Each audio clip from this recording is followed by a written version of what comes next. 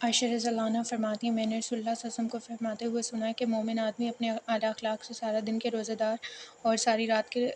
تہجد گزار کا درجہ حاصل کر لیتا ہے۔ حضرت ابو درداء رضی اللہ عنہ نبی کریم صلی اللہ علیہ وسلم سے روایت کرتے ہیں، آپ نے فرمایا میزان اعمال میں حسن اخلاق سے زیادہ بھاری چیز کوئی نہیں۔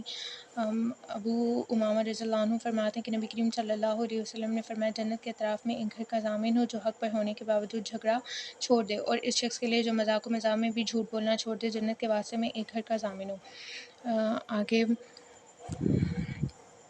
حارث بن وہب فرماتے ہیں کہ رسول اللہ صلی اللہ علیہ وسلم نے فرمایا کہ جنت میں بد اخلاق اور بد لحاظ اور مغرور متکبر شخص داخل نہیں ہوگا۔ جواز کہتے ہیں اس شخص کو جو انتہائی درجے کا بد خلق اور بد لحاظ ہو۔ ازبا دور میں اس سے کوئی اونٹ سبقت نہیں لے جا سکتا تھا۔ ایک بار ایک دیہاتی آیا، ایک نوعمر اونٹ اس پر سوار ہو کر ایک ازبا سے دوڑ کر مقابلہ کیا تو وہ آگے نکل گیا، تو رسول اللہ صلی اللہ علیہ وسلم کو یہ ناگوار گزرا اور آپ نے فرمایا کہ اللہ تعالیٰ کسی چیز کو بلندی عطا نہیں فرماتے مگر یہ کہ اسے نیچا کر دیتے ہیں۔ رسول اللہ صلی اللہ علیہ وسلم اس میں سے ہے کہ آپ نے فرمایا کہ اللہ دنیا میں اس چیز کو جو دنیا میں بہت اونچی ہو جائے نیچا ضرور کرتے ہیں۔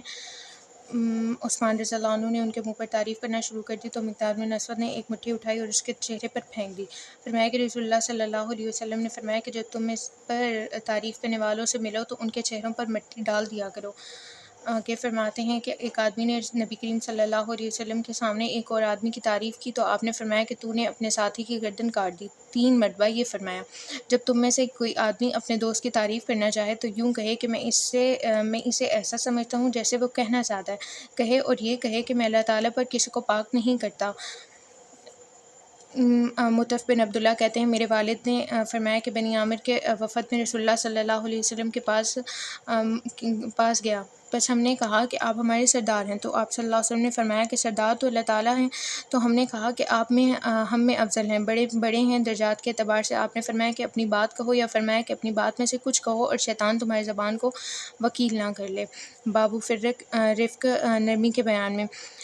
حضرت عبداللہ بن مغفل رضی اللہ عنہ سے روایت ہے نبی کریم صلی اللہ علیہ وسلم نے فرمایا کہ اللہ تعالیٰ نرم ہیں اور نرمی کو پسند فرماتے ہیں، نرم خوئی اور پر جو ثواب عطا فرماتے ہیں وہ تنگ خوئی پر نہیں فرماتے۔ جریر رضی اللہ عنہ فرماتے ہیں نبی کریم صلی اللہ علیہ وسلم نے فرمایا جو شخص نرمی سے محروم کر دیا گیا وہ ساری خیر سے محروم کر دیا گیا۔ نیکی کا شکر ادا کرنے کے بیان میں ابو ہریرہ رضی اللہ عنہ سے مروی نبی کریم صلی اللہ علیہ وسلم سے روایت کرتے ہیں، آپ نے فرمایا کہ وہ شخص اللہ کا شکر گزار نہیں ہو سکتا جو بندوں کا شکر گزار نہ ہو۔ مہاجرین صحابہ رضی اللہ عنہم نے عرض کیا اللہ کے رسول سارا اجر و ثواب تو انصار لے اڑے؟ آپ نے فرمایا کہ نہیں، جب تم ان کے لیے دعائے خیر کرتے رہو گے اللہ سے اور ان کی تعریف کرتے رہو گے۔ رسول اللہ صلی اللہ علیہ وسلم نے فرمایا کہ جس شخص کو کوئی عطیہ ملے تو اگر اس کے پاس وسعت ہو تو اس کو ہدیہ کا بدلہ دے، اگر وسعت نہ ہو تو اس کی تعریف کر دے، اور اگر اس کی تعریف نہ کی اور اس کی بھلائی کو چھپایا تو اس سے ناشکری کی۔ ابو داؤد فرماتے ہیں کہ اس حدیث کو یحییٰ ابو ایوب نے عمارہ بن غزیہ یا عن شرجیل عن جابر کے طریق سے بیان کیا۔ آپ صلی اللہ علیہ وسلم نے فرمایا کہ جس شخص کو کوئی ہدیہ ملے تو اور وہ اس کا تذکرہ کرے دوسروں کے سامنے تو اس نے اس کی شکر گزاری کی، اور اس نے ہدیے کو چھپایا تو اس نے اس کی ناشکری کی۔ عبداللہ بن مسلمہ عبدالعزیز اپنے والد سے اپنے ابو سعید خدری رضی اللہ عنہ سے روایت کرتے ہیں کہ نبی کریم صلی اللہ علیہ وسلم نے فرمایا راستوں میں بیٹھنے سے بچتے رہو۔ صحابہ رضی اللہ عنہ نے عرض کیا اللہ کے رسول ہمارے لیے تو اپنی اپنی جگہوں پر بیٹھ کر گفتگو کرنے کے علاوہ کوئی چارہ نہیں، تو رسول اللہ صلی اللہ علیہ وسلم نے فرمایا کہ اگر تم انکار کرتے ہو یعنی تمہیں ضرور ہی بیٹھنا پڑے تو پھر راستے کا حق کیا کرو۔ نبی کریم صلی اللہ علیہ وسلم فرمایا کہ نگاہ نیچی رکھنا، تکلیف پہنچانے سے باز رہنا، سلام کا جواب دینا، امر بالمعروف اور نہی عن المنکر کرتے رہنا۔ ابو ہریرہ رضی اللہ عنہ نبی کریم صلی اللہ علیہ وسلم اسی مذکورہ بالا واقعے میں ارشاد السبیل کا بھی ذکر کرتے ہیں، یعنی راہ سے بھٹکے کو راہ دکھانا بھی راستے میں بیٹھنے کا حق ہے۔ عمر رضی اللہ عنہ نے تاب سے یہی قصہ مروی کیا ہے۔ جناب نبی کریم صلی اللہ علیہ وسلم کے پاس ایک عورت آئی اور کہنے لگی اللہ کے رسول مجھے آپ سے کچھ کام ہے۔ آپ نے فرمایا کہ اے ام فلاں کسی گلی کے اطراف میں جہاں چاہے تو بیٹھ جا، یہاں تک کہ میں بھی تیرے پاس بیٹھ جاؤں۔ وہ عورت وہاں جا کر بیٹھ گئی اور آپ صلی اللہ علیہ وسلم بھی اس کے پاس بیٹھ گئے اور اس کی ضرورت کو پورا کر دیا۔ ابن عیسیٰ نے اپنی روایت میں ضرورت پوری کرنے کا ذکر نہیں کیا اور کثیر بن حبیب نے ذکر کیا۔ انس رضی اللہ عنہ اس حدیث کے بارے میں فرماتے ہیں اس عورت کی عقل میں کچھ فطور تھا۔ اور ابو سعید خدری رضی اللہ عنہ فرماتے ہیں میں نے رسول اللہ صلی اللہ علیہ وسلم کو فرماتے ہوئے سنا کہ بہترین مجالس وہ ہیں جو کشادہ ہوں، اور دھوپ اور چھاؤں میں بیک وقت بیٹھنا۔ مجھے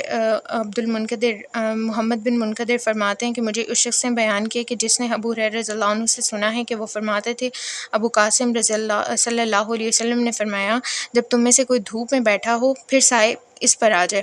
دھوپ میں بیٹھا ہو پھر سایہ اس پر آ جائے، اور اس کا کچھ حصہ بدن دھوپ میں ہو اور کچھ سایہ میں ہو، تو اسے چاہیے کہ اس جگہ سے اٹھ کھڑا ہو۔ اور رسول اللہ صلی اللہ علیہ وسلم کے پاس آیا، وہ جب کہ آپ صلی اللہ علیہ وسلم خطبہ دے رہے تھے تو وہ دھوپ میں ہی کھڑے ہو گئے، تو آپ انہیں وہاں سے ہٹنے کا حکم دیا، چنانچہ وہ دھوپ سے سایہ میں آ گئے۔ حلقہ بنا کر بیٹھنا۔ مسدد یحییٰ، اعمش، مصیب بن رافع، جابر بن سمرہ فرماتے ہیں کہ نبی کریم صلی اللہ علیہ وسلم مسجد میں داخل ہوئے تو صحابہ کرام رضی اللہ عنہم حلقہ بنا کر بیٹھے ہوئے تھے۔ آپ نے فرمایا کہ مجھے کیا ہوا ہے کہ میں تمہیں جدا جدا دیکھتا ہوں، گویا کہ آپ کو جماعت کی صورت میں بیٹھنا پسند تھا۔ نبی کریم صلی اللہ علیہ وسلم کے پاس حاضر ہوتے ہیں تو ہم میں سے ہر ایک کو جہاں جگہ ملتی لوگوں کے آخر میں وہیں بیٹھ جاتے۔ حلقے کے درمیان میں بیٹھنا۔ موسیٰ بن اسماعیل، حضرت حذیفہ رضی اللہ عنہ فرماتے ہیں، نبی کریم صلی اللہ علیہ وسلم نے حلقہ درمیان بیٹھنے والے شخص پر لعنت فرمائی ہے۔